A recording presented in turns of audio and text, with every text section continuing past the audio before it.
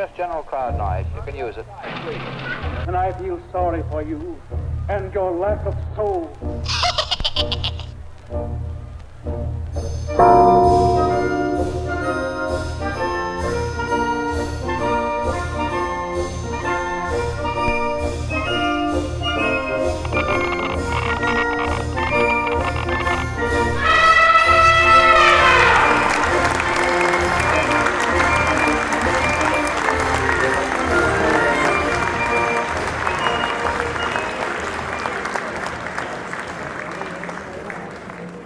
Dear audience, welcome to Circus, Bazaar magazine, penned from the crooked timber of humanity. I'm your host for the coming festivities. You may call me your Ringmaster. People, shall we conceive a condition culled of concepts, categories, conventions and cordialities? There is no need to constrain our cleverly curated collective to the rigid realm of reality. Is there? We must free ourselves from the hubris that is the shackling of oneself to the orbit of old obligations. Forget the nostalgia for nouns which hurt the nervous ears of a progress of which we fear so to be negligent. Is there no ladies, no gentleman, no child or individual of any variety that could suffer an untimely death without it not affecting the whole of the crooked timber that is our little circus? I think not. Would you not agree?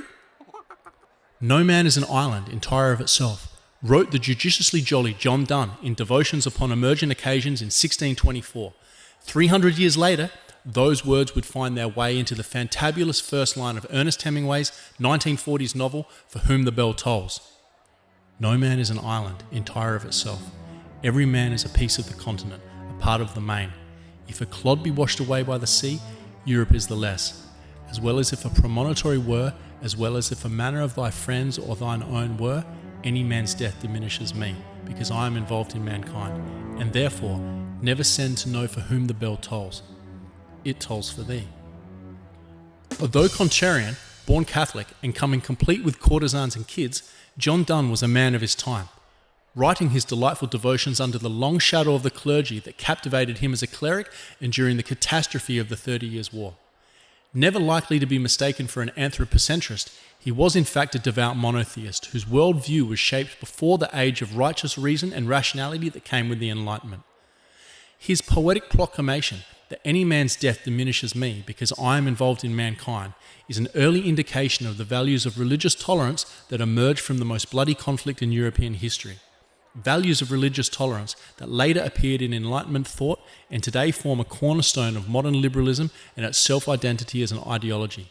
However, is tolerance as we regard it through the lens of liberal ideology today better understood as a peace treaty between warring factions of Christian monotheism rather than as an innate feature?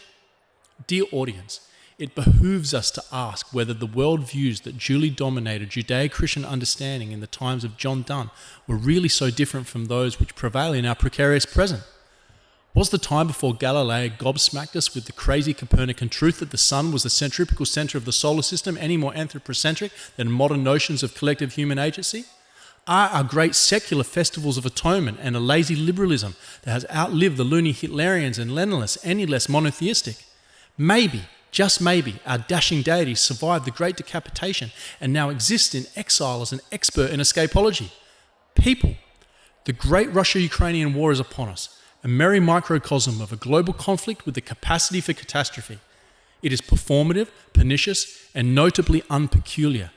As such, monotheistic notions of liberal identity now reign sovereign over all it casts its gaze upon, both home and abroad. And never before have these eyes seen so far and wide. Do not speak its name. Do not look it in the eye. And for those now standing before the face of this disseminated deity of death-defying historical deeds, will see two faces staring back, one demanding the acceptance of an ideal, the other beseeching tolerance for conflicting ideals. Yet now the latter sadly and solemnly shies away for fear of its overzealous sibling, with not a hand of times past which has learned that it may swing freely until another's nose is left bloodied, but instead an invisible hand left unshackled from sensible sentiments and swinging deeper into realms once occupied by rival but related gods of a polytheist past. Shall we be forgiven for thinking, with the intolerable scourge of a worrisome war once again intruding upon us, that it is in our very nature to seek to avoid identification with the unidentifiable? That we shall wash away the spilt blood of our fellow man with the cloth of good conscience? Is it not good? Is it not right and just that we shall improve one's own continent or county or country with the deadly defeat of a foe? That we are not lessened by the deaths of men who are not of our own ilk, but that we are made better? And has not this capacity for cognitive clowning and conspicuous conquering caused a crowd of courageous characters to create the most colourful of carnivals? Dashing democratic dominions that chastise the chains and actualise the sovereignty of self. Science and civilizations that lengthen our lifespans and liberate love from the land of lords. Who are we to cheekily challenge the title holder of Telos when the totality of its triumphs trends towards such tremendous tektopias? Dear audience, in this era of exculpation of ecclesiastical epistemologies, have we flippantly failed to hear the judiciously jolly John Donne's bell? Does it still toll for thee? And who exactly represents thee today?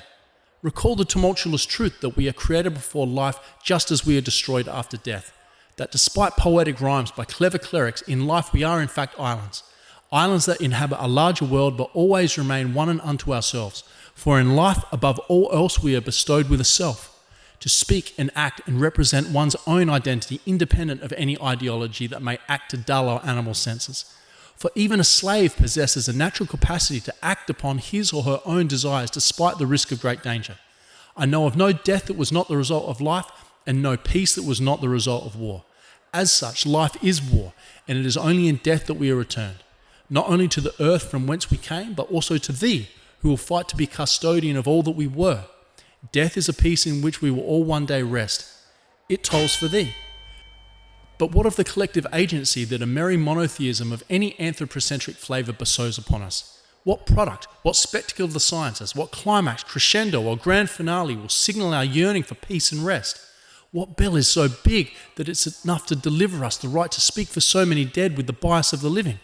Will it take hundreds or thousands or millions of bells to be tolled all at once for us to hear it from the embrace of our digital demons?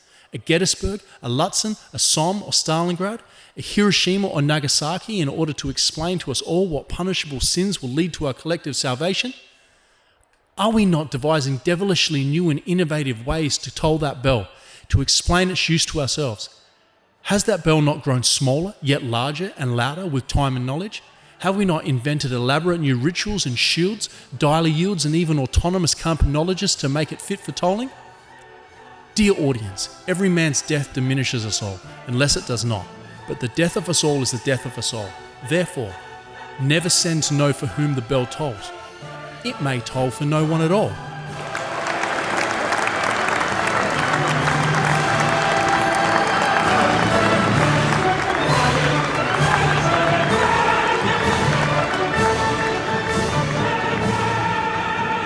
Ladies and gentlemen, children of all ages, all the world's a stage and all the men and women are merely players.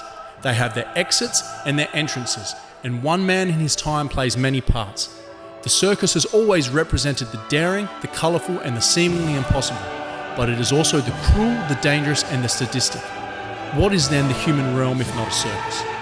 People, welcome to Circus Bazaar magazine, edition 2. It tolls for thee. Identity politics and the battle for Ukrainian national sovereignty. Enjoy the show.